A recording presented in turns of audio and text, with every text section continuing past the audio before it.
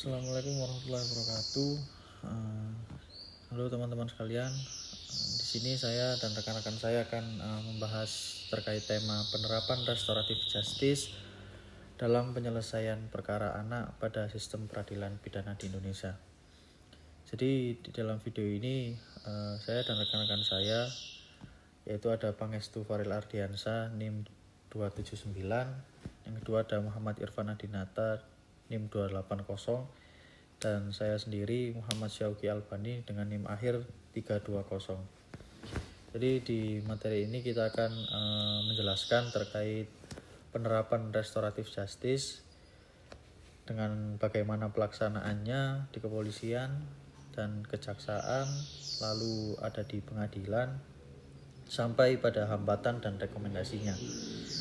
Mungkin semuanya bisa dipresentasikan dalam video kali ini. Kita masuk pada pendahuluan, yaitu anak merupakan generasi penerus bangsa yang dijamin hak-haknya oleh Undang-Undang Dasar 1945, meliputi hak atas kelangsungan hidup, tumbuh kembang, dan perlindungan dari kekerasan serta diskriminasi, dan keterlibatan anak dalam konflik hukum seringkali bukan berasal dari niat jahat murni, melainkan dari kegagalan sistem sosial, yaitu pada pola asuhnya itu sendiri, tekanan ekonomi, dan pengaruh lingkungan. Dan permasalahan utama pada sistem lama yaitu yang pertama ada pendekatan retributif atau bisa disebut dengan punishment oriented. Terbukti gagal untuk membina anak. Dan yang kedua ada pemenjaraan menciptakan fenomena atau prisionisasi. Penjara menjadi school of crime atau sekolah kejahatan. Yang ketiga ada anak berinteraksi dengan residivis dewasa dan keluar dengan kapasitas kriminal lebih tinggi. Yang keempat, stigma negatif permanen menghancurkan masa depan, akses pendidikan, dan reintegrasi sosial anak. Hasilnya, banyak anak yang masuk penjara justru lebih parah. Di penjara mereka bertemu dengan residivis dewasa, dan keluar penjara mereka punya stigma mantan narapidana seumur hidup, susah sekolah, susah kerja, dan sulit kembali ke masyarakat. Selanjutnya ada latar belakang reformasi hukum. Merespon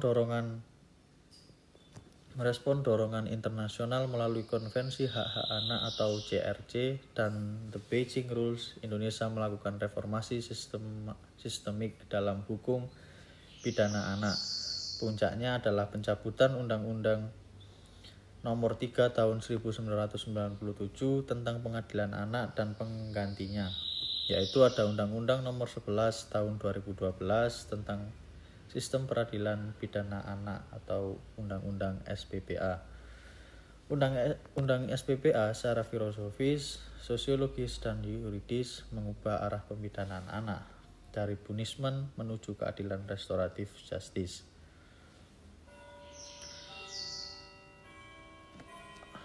Kita masuk kepada restoratif justice, yaitu adalah cara menyelesaikan perkara pidana dengan melibatkan semua pihak, yaitu pelaku atau anak itu sendiri, lalu korban, keluarga, dan masyarakat. Tujuannya bukan balas dendam, tapi memulihkan keadaan semula sebisa mungkin. Instrumen utamanya adalah diversi.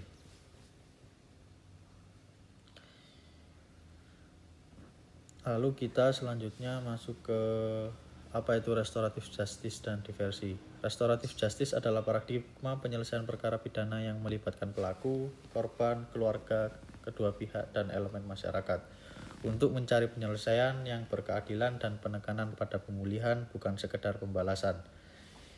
Instrumen utama pelaksanaan dalam Undang-Undang SPPA adalah diversi, yaitu pengalihan penyelesaian perkara anak dari proses peradilan pidana formal ke proses di luar peradilan pidana pasal 1 angka 7 Undang-Undang SPPA. Tujuan diversi yaitu ada pasal 6 undang-undang SPPA, yaitu yang pertama mencapai perdamaian antara korban dan anak pelaku, kedua menghindarkan anak dari perampasan kemerdekaan yang merusak jiwa, ketiga menanamkan rasa tanggung jawab dalam diri anak, menghindari stigma negatif dari masyarakat, selanjutnya ada menghindari semangat pembalasan atau dendam, yang terakhir menjaga keharmonisan sosial dalam komunitas. Hasil kesepakatan diversi pasal 11 Undang-Undang SPPA dapat berupa perdamaian dan ganti kerugian kepada korban. Selanjutnya ada pengembalian pengasuhan anak kepada orang tua atau wali. Selanjutnya ada keikutsertaan dalam program pendidikan atau rehabilitasi di LPKS maksimal 3 bulan. Dan yang terakhir kerja pelayanan sosial untuk masyarakat. Mungkin selanjutnya bisa dilanjutkan oleh rekan saya. Sekian video presentasi dari saya. Assalamualaikum warahmatullahi wabarakatuh. Ya, perkenalkan, nama saya Muhammad Irfan Adinata dengan NIM akhir 280. Di sini saya akan melanjutkan presentasi dari teman saya. Ya.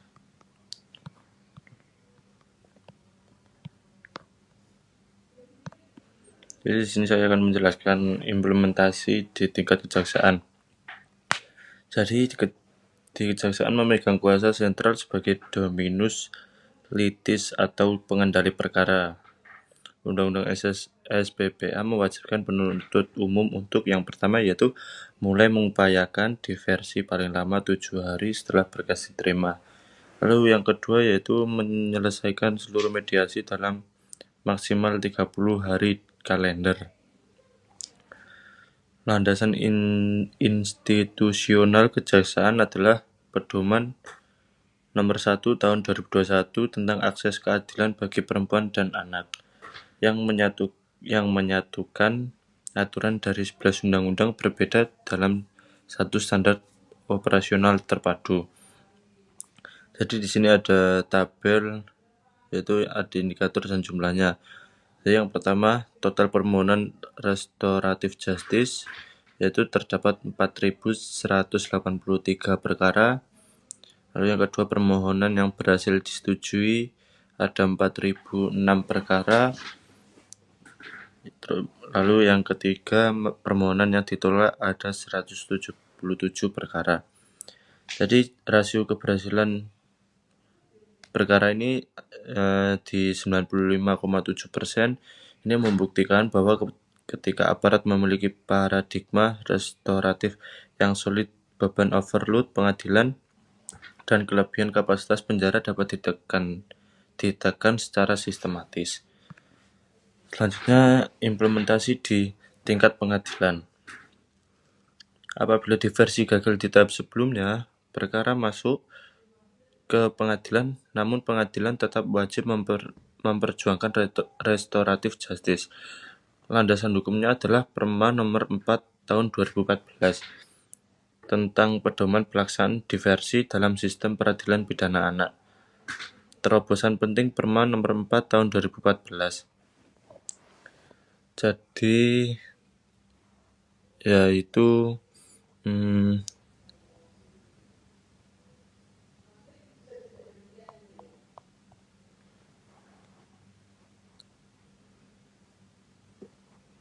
terobosan wajib terus menggalakkan upaya perdamaian, wajib diupayakan meskipun dakwaan alternatif mengandung pasal dengan ancaman hukuman tinggi.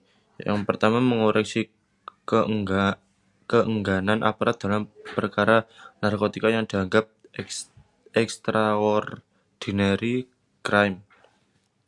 Apabila diversi gagal dan anak terbukti bersalah dalam usia 14 tahun ke atas, hakim diprioritaskan untuk menjatuhkan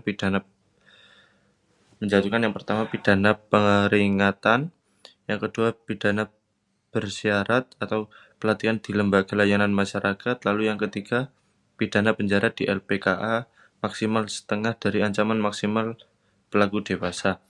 Lalu yang terakhir, hak pembebasan bersyarat setelah menjalani setengah masa pembinaan tanpa pelanggaran.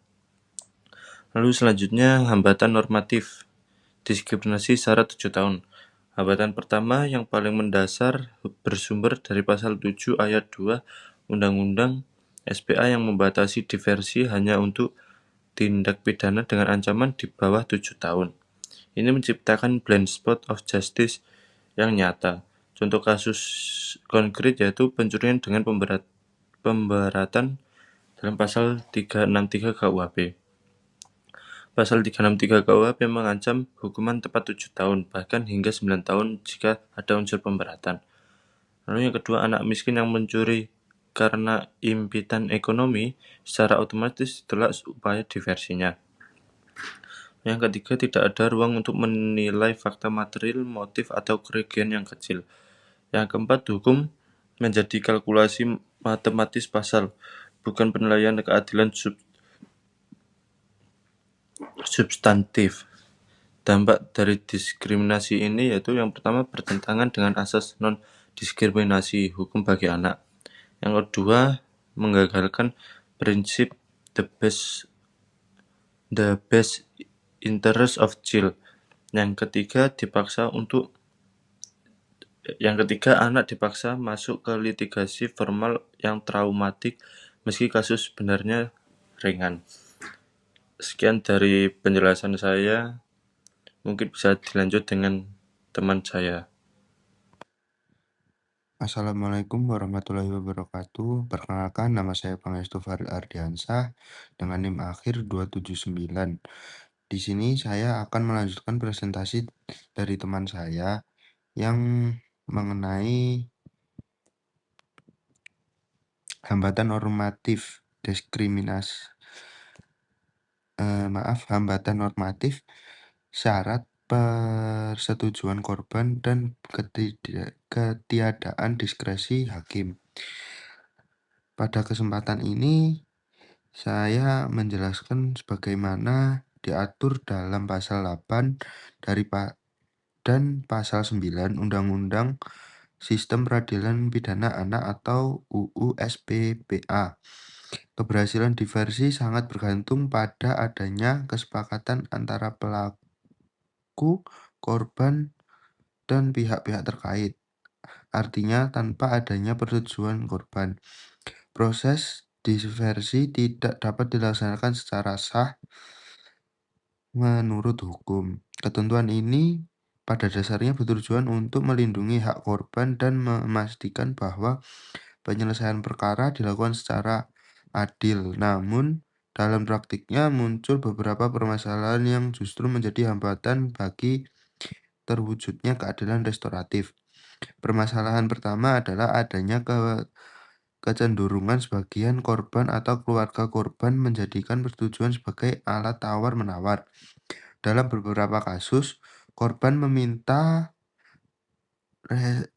restitusi atau ganti kerugian dalam jumlah yang tidak proporsional maupun tidak wajar dengan kondisi ekonomi keluarga pelaku. Akibatnya, proses musyawarah yang sebenarnya berorientasi pada pemulihan hubungan sosial berubah menjadi proses negosiasi yang bersifat ekonomis.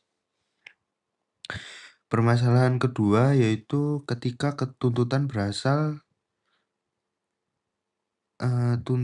finansial tersebut tidak dapat dipenuhi oleh pelaku atau keluarganya. Dalam kondisi seperti ini, korban sering kali menolak perdamaian hingga proses diversi mengalami kegagalan atau deadlock. Padahal tujuan utama diversi bukanlah memberikan keuntungan ekonomi kepada korban, melainkan memulihkan keadaan atau memperbaiki hubungan sosial dan mencegah anak berhadapan lebih jauh dengan proses peradilan formal.